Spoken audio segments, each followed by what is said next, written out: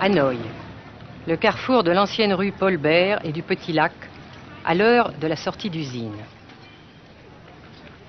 Pas une seule voiture, mais beaucoup de vélos sur lesquels se déplace lentement, machinalement la foule des travailleurs, dans une régularité impressionnante.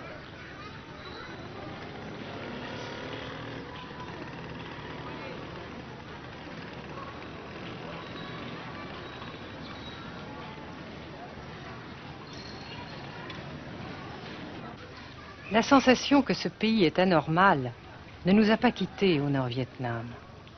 Anormal d'abord parce que toute vie individuelle a disparu au bénéfice d'un effort collectif extraordinaire.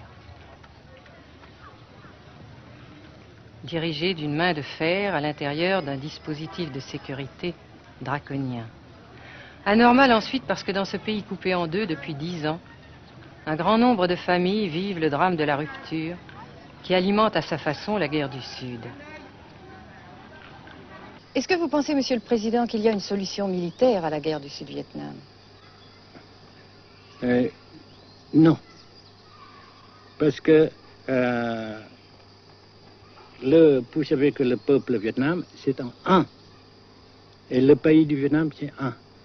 Les Américains ont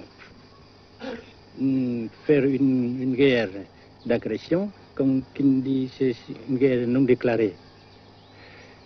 Et, comme vous savez aussi, vous avez pu lire dans la presse, n'est-ce pas, bien mondiale, que plus la guerre prolonge, plus les Américains et leurs valets, n'est-ce pas, comment dire ça,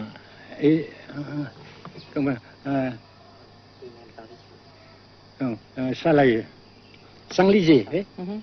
Et plus ils supportent des échecs, comme vous savez récemment, n'est-ce pas? Par conséquent, la guerre ne peut pas durer éternellement.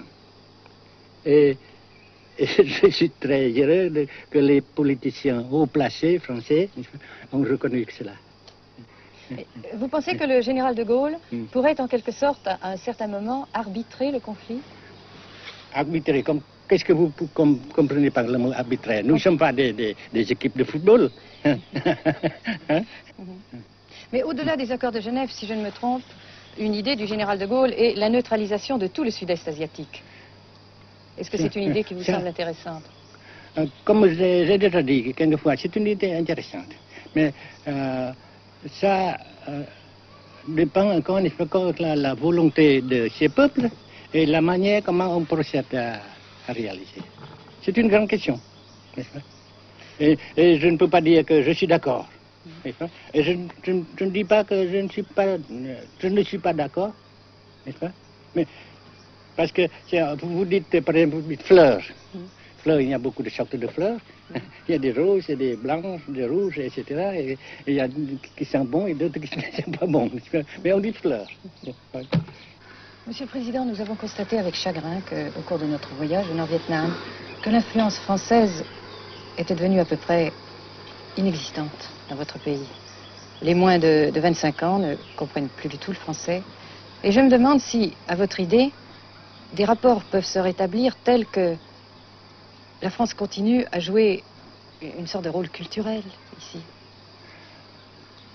Avec la France, surtout, et avec tous les autres pays.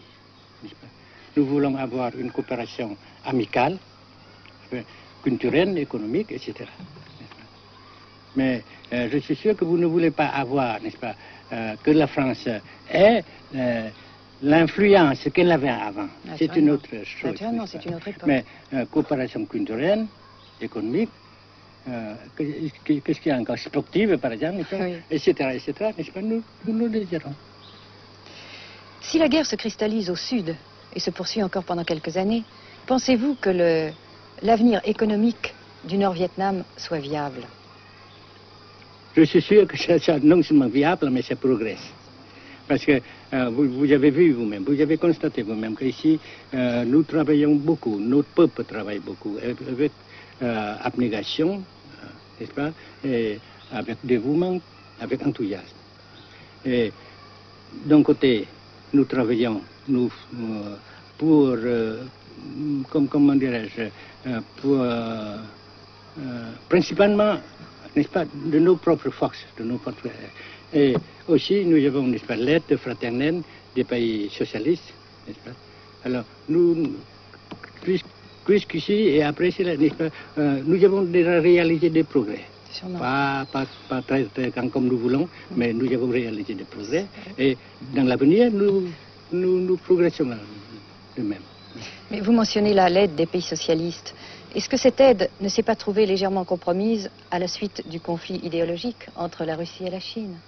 Non, parce que ces questions, n'est-ce pas, différences idéologiques entre nos différents partis frères, c'est nos affaires intérieures. Ça passera. Et l'unité, ça se fera. Mais l'aide fraternelle continue et continuera. Et c'est très précieux pour nous. Bien sûr. Mais certains ont l'impression chez nous, Monsieur le Président, que le Nord-Vietnam se trouve actuellement assez isolé, asphyxié même, et que politiquement, il pourra difficilement éviter de devenir une sorte de satellite de la Chine. Qu'est-ce qu'on peut répondre à cela? Jamais.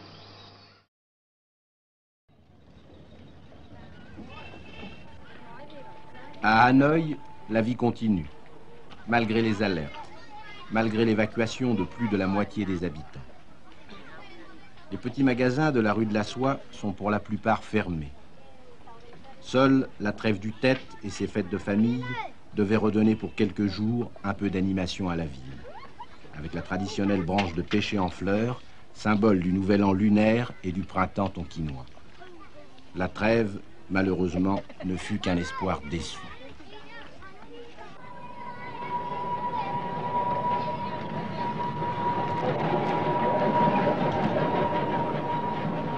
Dans les rues, de grands panneaux de propagande donnent les informations de guerre, les statistiques officielles et quotidiennes des pertes américaines.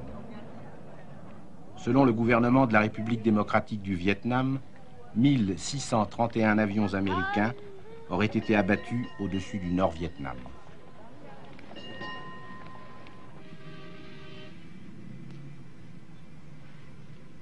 Le grand pont d'Oumer, construction métallique de 2 km de long à la sortie nord-est de Hanoï, assure toujours la traversée du fleuve Rouge. Sa sauvegarde est capitale. La défense antiaérienne du Vietnam, tant redoutée par les pilotes américains, dispose de nombreuses fusées solaires de fabrication soviétique. C'est la première fois que nous pouvons vous les montrer. Les rampes mobiles de lancement sont déplacées chaque nuit afin de déjouer les repérages.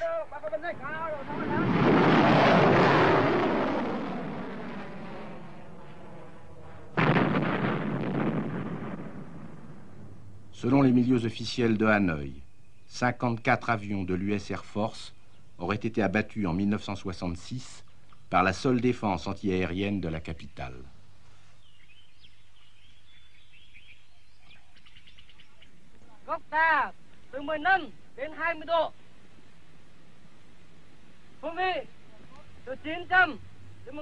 Pour la première fois également, nous avons pu voir les pilotes et les avions de chasse vietnamiens. Pour la plupart, leur formation a été assurée en URSS. L'état-major des forces aériennes du Vietnam se défend d'utiliser des pilotes ou des spécialistes étrangers. Les MiG-17 et 21 participent de plus en plus nombreux à la défense du Nord-Vietnam. Les résultats des combats aériens sont mal connus et contradictoirement mentionnés dans les communiqués vietnamiens ou américains. Le général Vo Nguyen Giap, ministre de la Défense, a répondu à nos questions concernant le point de la situation.